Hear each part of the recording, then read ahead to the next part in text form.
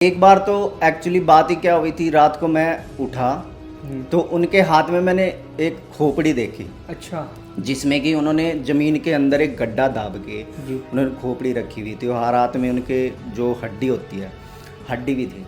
जो बीच वाला भाई था उसका उस तांत्रिक ने इतना दिमाग कंट्रोल कर चुका था कि हमारे घर में वो हमारी बहन बेटियों पे गलत नज़र रखने लग गया था। अच्छा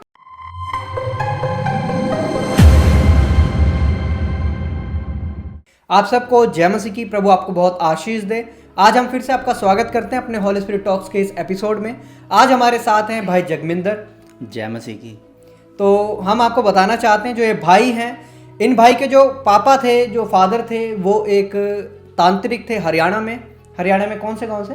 भिवानी से। तो वहाँ पर इनके जो पापा थे वो एक तांत्रिक थे, और मैं आपको बता दूं एक तांत्रिक के फैमिली से भाई निकले हैं और आज मसीह में पूरा विश्वास करते हैं, आज मसीह में चल रहे हैं, अपने जीवन को व्यतीत कर रहे हैं। आज हम इनसे इनका एक्सपीरियंस जानेंगे कि किस तरीके से जब इनके पापा ही खुद ही एक तांत्रिक थे, लोग उनके पास उपाय करवाने आते थे, तो कैसे ये उन सब से निकल करके आज विश्वास में आए हैं, कैसे आज इनका परिवार पूरा विश्वास में है। तो आज हम इनसे यही सब जानेंगे। तो जगमिंदर भाई, हम आपसे पूछना चाहते हैं कि आपका मसीह में सफ़र कैसे शुरू हुआ, पहले आपका जीवन कैसा था, पहले जब आप विश्वास में नहीं आए थे तो आपके जीवन में, जैसे आपने बताया कि आपके जो पिताजी थे वो एक तांत्रिक थे, तो कैसे उनका वो सफ़र था और आपने क्या क्या इन सब चीज़ों में देखा, आप बताएं ज़रा। भाई चंदन भाई, मेरा सफ़र मसीह में बहुत आसान नहीं था जी। शुरू में ऐसा हुआ था कि हम एक बहुत गरीब परिवार से हम जी। शुरू से झोपड़ी में रहते थे जी। जैसे कि मेरे पिता अब हमेशा से तांत्रिक रहे हैं, तो वो अच्छा, उनका वो मेनली काम यही था जी। फिर भी वो छोटे मोटे काम करते थे जी। तांत्रिकता के अलावा जी। तो मेनली काम उनका यही रहा है। तो कई बार मैंने भी उनको देखा है कि अलग अलग लोग अलग अलग प्रॉब्लम्स लेके आते थे जी। उनके पास, वो उनकी प्रॉब्लम सोल्व भी करते थे जी। जिसमें कि वो फ्री में कर देते थे। जी। जी। जी। जी, और उनसे कोई पैसा पूसा कुछ नहीं लेना। जी। बहुत से बंदे उनके एहसान के तले दबे हुए हैं। जी। जी। जिसमें कि वो आज बहुत से हम पे बातें भी मारते हैं आज जी। के टाइम पे कि तुम ऐसे हो, तुम वैसे हो, तुम्हारी कभी शादी नहीं होएगी, तुम नहीं ग्रोथ कर सकते। वो इस वजह से उनको ये लगता है कि जो इनके पापा थे पहले तांत्रिक थे, तो इनको भी उसी लाइन में होना चाहिए था। इनको भी वैसे ही बलियां चढ़ानी चाहिए थी, वैसे उपाय इनको भी सीख करके वैसे आगे बढ़ना चाहिए था। जी, एक्चुअली बात फिर वहाँ तक चलेगी कि माता भी बीमार रहने लग गए थे बहुत ज़्यादा। फिर धीरे धीरे पिताजी भी इन कामों से दूर होने लग गए थे। जी। तो मतलब आप उस समय प्रभु में आ गए थे? जी, उस टाइम पे हम प्रभु में नहीं आए थे जी। उस टाइम पे उनको खुद भी गिल्टी फील होने लगी थी कि ये सब कुछ गलत है। पिताजी को भी एक तरह से पता लग गया था कि हाँ ये सब कुछ गलत है। जी। फिर वो धीरे धीरे, उनसे पहले की बात है कि मैंने कई बार उनके हाथों में वो भी देखा है, तागे तवीज़ देखे हैं, लोगों के गले में डालते हुए देखा है कि मंत्रों से पढ़ पढ़ के कि उनके गलों में डाल देना, उनकी प्रॉब्लम सोल्व करना। बट उन्होंने कभी भी ऐसा काम नहीं किया कि किसी को दूसरे को तंग करना। कि लोग बोलते थे कि उसको मारना है, उसको तंग करना है, तो कभी भी उन्होंने ऐसा नहीं किया। अच्छा, वैसा काम नहीं किया। हालांकि मैं आपको बता दूं दोस्तों, बहुत सारे ऐसे तांत्रिक हैं जो कि ये काम करते हैं, दूसरों के ऊपर जादू टोना, दूसरों को परेशान करने के लिए लोगों से पैसे लेकर के, अगर जैसे किसी को अपनी दुश्मनी निकालनी हो तो वो तांत्रिकों के पास जाके दूसरों को परेशान करवाते हैं। लेकिन भाई का कहना है कि इनके पापा ने कभी ये काम नहीं किया। जी, जैसे कि कई बार मेरी फैमिली से सबसे ज़्यादा पढ़ा हुआ लिखा मैं ही हूँ। कई बार वो मेरे से भी पूछते थे, तो जैसे कि वो तंत्र मंत्र के जो विद्या पढ़ाई होती है तो उनके मंत्र वगैरह मैं लिखता भी था, वो मेरे से पढ़वाते थे।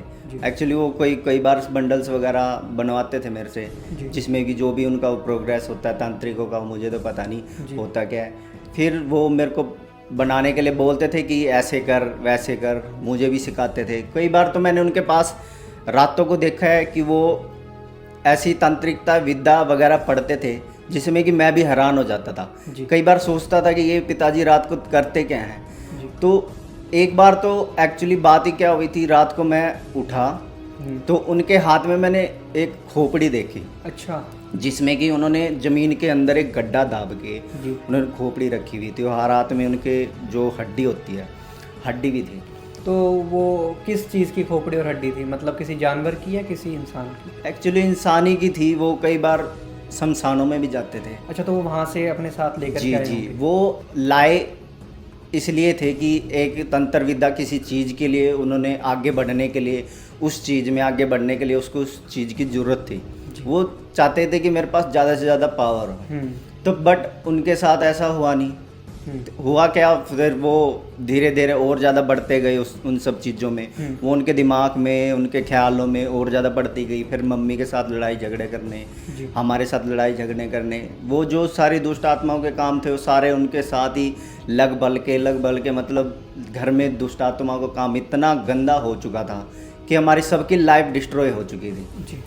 पिताजी चलते किस पे थे, एक रेडी पे चलते फिरते थे। लोग ताने मारते थे कि तुम कभी बढ़ोगे नहीं, तुम आगे कुछ नहीं कर सकते। हम रहते थे किसमें, एक ट्रेन की पटड़ी के साथ में झोपड़ी में, बहुत अच्छा, छोटी तो सी झोपड़ी में रहते थे। उस समय आप लोगों के ऊपर ताने इसलिए मारे जाते थे कि आप लोग तांत्रिक थे। जी जी, इसलिए नहीं कि आप मसीह में आ चुके थे, क्योंकि मसीह में तो बाद में आए। हाँ जी हाँ जी। तो धीरे धीरे क्या हुआ, जैसे कि एक बार की मैं आपको बात बताऊं, उनके पास हमारे जो मैनवली गांव है, गांव से कोई सिस्टर आई थी जी। उसके अंदर इतनी गंदी दुष्ट आत्मा थी कि उसके घर को ग्रोथ नहीं करने दे रही थी बिल्कुल भी। ग्रोथ क्या मतलब, उसके घर में हमेशा लड़ाई झगड़े, तांत्रिकता के काम, वो सब कुछ। तो उसके जो सिस्टर थी उसके अंदर से पिताजी ने निकाल के दुष्ट आत्मा, एक आपको क्या बताऊं, एक जो मटका होता है जी, पहले के ज़माने में होती थी सुराइयाँ जी, सुराई के अंदर उसने वो दुष्ट आत्मा को बंद कर दिया था जी। बस वहाँ तक मैंने देखा। उसके बाद क्या हुआ, धीरे धीरे पिताजी के ये काम बढ़ते गए। बढ़ने के बाद फिर उनका धीरे धीरे मन हटता गया इन सब चीज़ों से। मम्मी ने मना कर दिया था, ये सब गलत है, ये तुम जीव हत्या करते हो, किसी माता का बकरा चढ़ा देना, सुअर चढ़ा देना, ये करना वो करना। धीरे धीरे फिर मेरे दूसरे वाला भाई है जी, बड़े भाई से दूसरा भाई, बीच वाला भाई, वो सब ये देखता था। उनको इस चीज़ में ज़्यादा इंटरेस्ट था जी, वो ज़्यादा इंटरेस्ट दिखाते थे। एक्चुअली फिर एक टाइम ऐसा आया कि पिताजी की हो गई डेथ।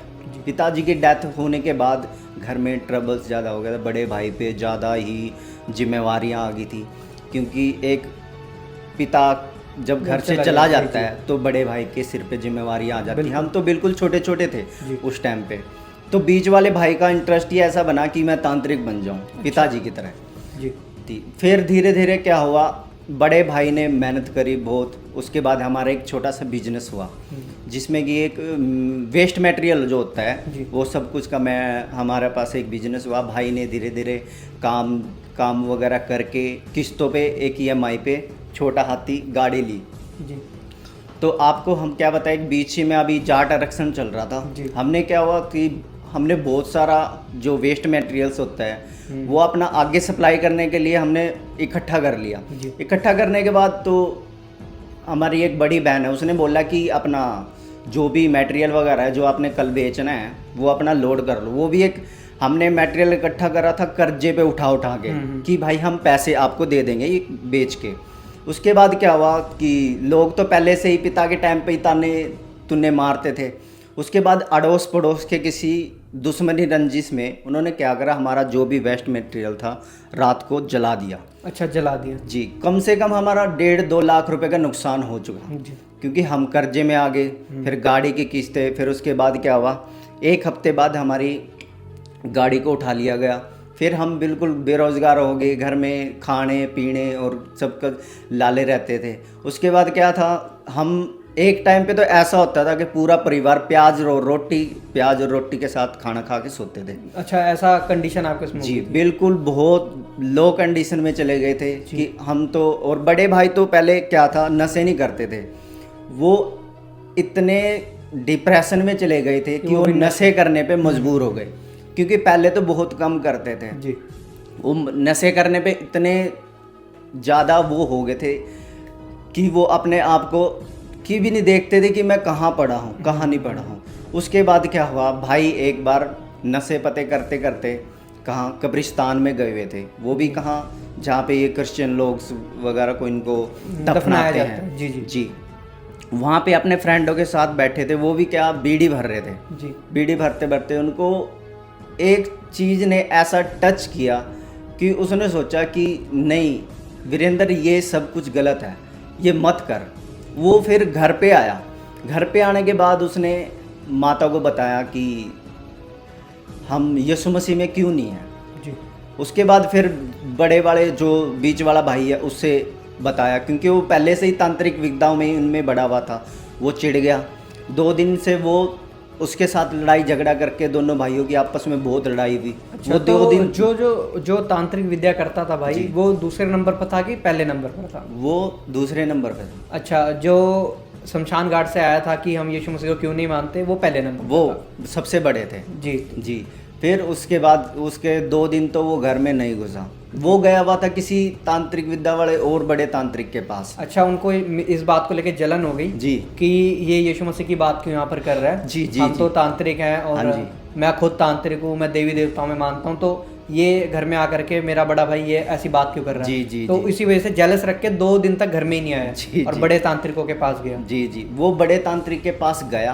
हम्म फिर एक तांत्रिक को वो हमारे घर लेके आया, हम्म। जिसमें कि उस तांत्रिक ने कि ऐसा कुछ करा कि हम सब पे, पूरे परिवार पे, कि हम उसकी बातों में जाते गए। अच्छा, हम उसकी जो भी हमसे बोलता हम करते गए। तो अच्छा, जैसे वश जैसे में कर लिया आप जी। लोगों को। फिर जैसे जैसे उस तांत्रिक ने हमें वश में कर लिया, पूरे परिवार को, बच्चे से लेके बड़े तक। उस टाइम पे तो हम छोटे छोटे थे, भाई थे जो 2 बड़े थे जी। वो समझदार थे। बट मेरे भाई का जो बीच वाला भाई था, उसका उस तांत्रिक ने इतना दिमाग कंट्रोल कर चुका था कि हमारे घर में वो हमारी बहन बेटियों पे गलत नज़र रखने लग गया था। अच्छा ऐसा फिर क्या हुआ, तो जो मेरी सिस्टर रहते हैं एक यहाँ पे चंडीगढ़ में, जी। तो उनके हस्बैंड की डेथ हो चुकी थी। हम्म। तो उसके हस्बैंड और उसकी ससुराल वाले बहुत परेशान करते थे। जी जी जी। तो वो बड़े भाई ने, और जो छोटे वाला भाई था जी। उसने बोला कि बहन तू यहाँ पे आ जा, हम तेरा सोल्यूशन करते हैं, जो भी दुष्ट आत्माओं का काम तेरे साथ है। तो ऐसा हुआ कि उसने, जैसे वो यहाँ से चंडीगढ़ से भिवानी गए, उन्होंने जो मेरे जीजा जी की डेथ तो जो के आपकी पैसे, बड़ी बहन थी वो कहाँ पे रहती थी? चंडीगढ़ में रहते। चंडीगढ़ से आपके बड़े भाई ने बुलाया कि जी। आप यहाँ पर आ जाओ। यहाँ पे आ जाओ, आपका सोल्यूशन करवा देंगे। जी। उनके पास अभी रिसेंटली डेथ हुए थे। अच्छा, उनके हस्बैंड की डेथ हुई थी, तो उनके जो पैसे थे वो मिले थे। हम्म। तो जैसे उस तांत्रिक को पता लगा कि इसके पास ये पैसे हैं, तो उसने क्या करा कि अपने अपने ये जो भी ढोंग है वो जी, रचने शुरू कर दिए। अच्छा, पैसे हड़पने के लिए जी कि जी। पैसे हफ्तों तक तो उसने हमें बिठा के रखा रातों को कि अब ये सॉल्यूशन होएगा, अब ये सॉल्यूशन होएगा। कई बार तो ऐसे करता था कि वो हाथ में पतासे लेता था, वो खुद ही फोड़ के हमारे सिर पे बोल देता था दुष्ट आत्मा चली गई है। अच्छा, खुद ही हाथ में पताशा रख करके तोड़ करके बोल देता है दुष्ट आत्मा चली दुष्ट गई। आत्मा चली गई है। मतलब पूरा आप लोग को भरमा के रखा हुआ जी, था। भरमा के रखा हुआ था। हम्म। फिर बड़े बहन से एक सेकंड नंबर पे दूसरी बहन है, उसने कई बार तो उस जो तांत्रिक है उसको डांटा भी, उसको बोला भी कि तू ये सब कुछ गलत कर रहा है, तू ये नहीं कर सकता, तो हमारे घर में क्यों कर रहा है। तो उसकी बात भी नहीं मानते। जो बड़ा भाई था उसके चुप करा देता था। अच्छा। कि मत बोल। उसके बाद क्या हुआ मैं आपको बता दूं, जो सिस्टर के पैसे थे, जितने भी पैसे थे, उसने सब खत्म करवा दिया। अच्छा। सब कुछ खत्म करवा दिया, सॉल्यूशन कुछ नहीं हुआ। उन कामों का कोई भी सॉल्यूशन नहीं हुआ। अच्छा। बहुत ज़्यादा नशे में चला गया था। उस टाइम पे मेरे को पता नहीं था कि मेरी सैलरी कहाँ जा रही है, कहाँ नहीं जा रही है। मैं घर वालों को भी नहीं देता था। फिर धीरे धीरे क्या हुआ, मैं चर्च जाने लग गया। चर्च जाते क्या तो मेरे चर्च के बारे में किसने बताया आपको? चर्च के बारे में भाई, मुझे गांव में मेरा एक ताऊ का लड़का रहता है। हम सबको, जो गांव में सबको है, उन सबको भी सुसमाचार सुनाया, यीशु अच्छा। मसीह के बारे में बताया। अच्छा। कि तुम सब विश्वास में आ जाओ। जी। फिर हमने क्या करा, हमारे घर पे गांव में पास्टर लोग आए, प्रार्थना की। वो जो हमारे घर में दुष्ट आत्माओं के काम थे, जो भी था, वो सब कुछ, जो मूर्तियाँ वगैरह थी, सब कुछ बांध बूंद के सब भगा दिया। भगाने के बाद जो दूसरे वाला नंबर वाला भाई था, उसने तो उसके बाद भी वो विश्वास में नहीं आया।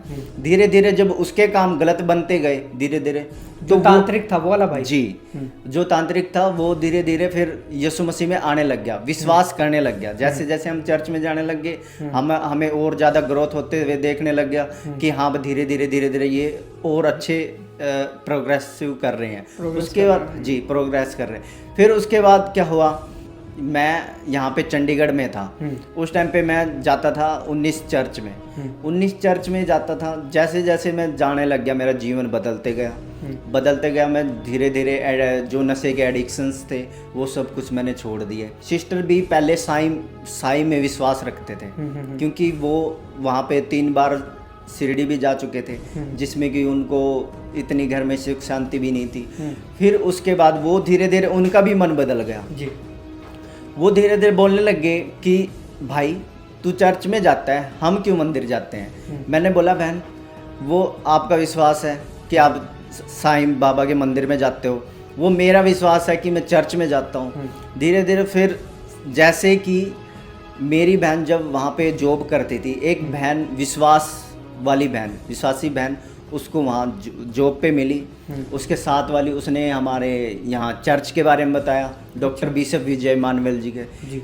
हम फरवरी 2022 में यहाँ पे आए जी। जैसे हम यहाँ पे आए तो फर्स्ट डे ही कुछ ऐसा हुआ कि सिस्टर भी धीरे धीरे बिल्कुल उनका सब कुछ चेंज हो गया माइंड सेट। तो जो उसके ससुराल वाले थे सिस्टर के, वो पहले उसके विरोध में थे। अच्छा। वो पहले दिन ही जाने के बाद उसके धीरे धीरे मीठी मीठी उससे बातें करने लग गए। अच्छा जी। वो पहले बोलते थे कि हम तेरे को मकान नहीं देंगे, 2 लाख रुपए देकर तेरे को घर से बाहर निकाल देंगे। अच्छा जी। फिर जैसे हमें महीना हुआ, बिशप जी ने हमारे लिए प्रार्थनाएं की, भविष्यवाणियाँ की। कई बार उन्होंने बोला कि घर किसी को जो घर में अपनी ससुराल में रहती है तो अपना घर मिलने के लिए जा रहा है। तो उससे अगले दिन ही ऐसा हुआ कि घर में पंचायत हुई। फैसला होने के बाद, बहुत से फैसले होने के बाद जब दीदी के हक में आई बात, तो उन्होंने क्या करा, वो जो मकान था वो उसको दे दिया। अच्छा जी। ये सबसे बड़ी ब्लेसिंग्स है सिस्टर की लाइफ में कि उसको वो मकान मिल जी, मकान मिला जो जिसको उसको हर जगह से फेलियर मिला। अच्छा, जहाँ पे उनको कोई भी देने के लिए राजी नहीं था जी, पर प्रभु का अनुग्रह ऐसा हुआ, भविष्यवाणी चर्च में हुई और उनको मकान मिल गया जी। तो उसके बाद तो उनका विश्वास भी बहुत मजबूत हो गया जी। उसके बाद उनका विश्वास भी बहुत मजबूत हो चुका था। फिर धीरे धीरे जैसे कि हम चर्च में आने लग गए, तो अब आप फिर स्टेबल हैं? बिल्कुल जी, स्टेबल हूँ। तो दोस्तों आशा करते हैं आपको इनके जीवन से बहुत कुछ सीखने के लिए मिला होगा, और मेरा विश्वास है दोस्तों आपको इनकी जो घटना है, जो इनके जीवन की सच्ची घटना है, बहुत अच्छी भी लगी होगी। आपने देखा किस तरीके से इनके पापा जो हैं तांत्रिक थे, इनका जो बीच वाला भाई है वो भी तांत्रिक, लेकिन प्रभु का ऐसा अनुग्रह हुआ कि अभी इनका जो पूरा परिवार है मसीह में है और परमेश्वर की दया से सब बढ़ रहे हैं, और भाई भी बिल्कुल सेटल्ड हो चुके हैं। बाकी दोस्तों अगर आपको ये वीडियो अच्छा लगा हो जरूर इसको शेयर कर दें। ऐसी और वीडियोस को देखने के लिए आप हमारे चैनल को सब्सक्राइब कर लें। मिलते हैं फिर किसी और वीडियो में, तब तक के लिए सबको जय मसीह की। प्रभु आपको बहुत आशीष दे। दोस्तों अगर आपको हमारी वीडियोस अच्छी लगती हैं और आपको हमारी मेहनत पसंद आती है, जो कंटेंट हम आपके लिए लेकर के आते हैं उससे आपको आनंद मिलता है और सीखने को मिलता है, तो आप जरूर हमारे प्रोडक्शन को सपोर्ट करें। आपकी एक छोटी सी मदद हमें ऐसी और वीडियोस बनाने के लिए मजबूती देगी। तो जितना भी प्रभु आपको अगुवाई करे, जरूर आप हमें सपोर्ट करने के लिए दें ताकि हम और ऐसी वीडियोस आपके लिए ला सकें।